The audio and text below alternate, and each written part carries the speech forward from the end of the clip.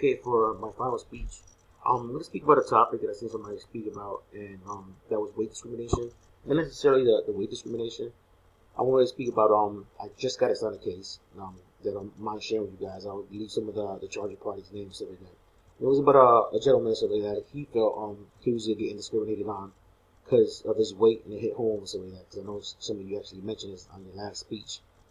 And he felt bad that he was getting discriminated for his weight, and he felt like the employer was discriminating against other employees because of their weight and stuff like that. He got terminated rather recently without getting really into dates, and I had to get in contact with him. I had to take his affidavit and stuff like that. As a neutral party, I went ahead and did some kind of outreach. I explained to him what was going on and things that we looked to for whenever we want to establish credibility.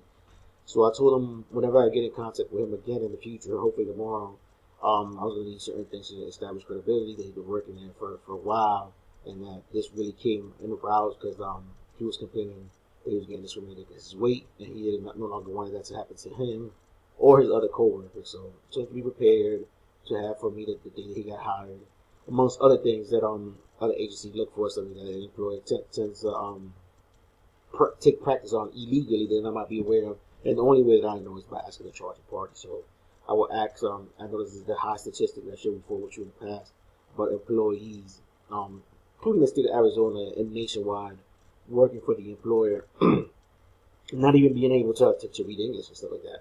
So to me, I think your rights can get discriminated. So I always ask, are there any employees that are illiterate? I ask for employees for diversity, to see if everybody's doing their part of diversity inclusion, who speak other languages besides English, and what percentage of those employees are there that speak English and stuff like that. And mostly, I just ask for conversation. I ask them to please have in mind and stuff like that.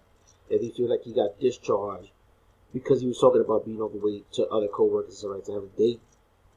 When he got discharged, you know what I'm saying, for him talking about other coworkers about being obese, and if he has any other date in mind where he recollects just best of his recollection talking about obesity and how it was affecting him and how it was affecting other employees. If the employer was discriminated, to have those dates present. And I told him we do have a 6-month statute. There's a lot of people who are aware, who looked into the act that we can enforce. So I said from the date of your termination to the date 6 months back, if you want a chronological order, because the best way to present evidence to the regional director to go back and let me know what happened, who did you engage in a conversation with, and for investigative subpoenas, add tests, stuff like that. I told them to please have in mind every first name, last name of each employee, and title, and if he doesn't have a last name, is fine. If we're first name basis, we should be able to do something. So I told him if you don't have a last name, we just say last name unknown.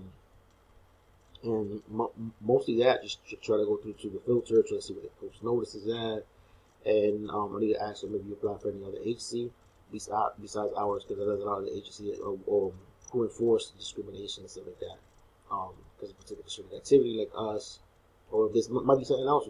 Something I might be missing. He might think it's because of his weight, and naturally, it doesn't have nothing to do with his weight. It could be because of anything, sex, religion, gender orientation, so he could always file with the EEOC and stuff like that. And I asked him if he filed for unemployment, if he heard anything from unemployment, if he'd be interested in finding out what the employer told the employer was the reason for his discharge. I asked him what the employer verbally tell him was the source of his discharge and stuff like that. And just to be as candid as possible, because usually when affidavit, you have to be candid, and it's easy like that. Like that, I don't get no surprises when I issue out EJ letters. EJ letters, for whoever don't know, is the Equal Access Justice Act letters that we send out to the charge party when we request evidence that we establish from the charge party's affidavit that we establish in the case of prima facie. For that reason, we solicit evidence. So I said, just shoot from the head. Whatever happened, if you got discipline or something, let me know now, because it will be uncovered.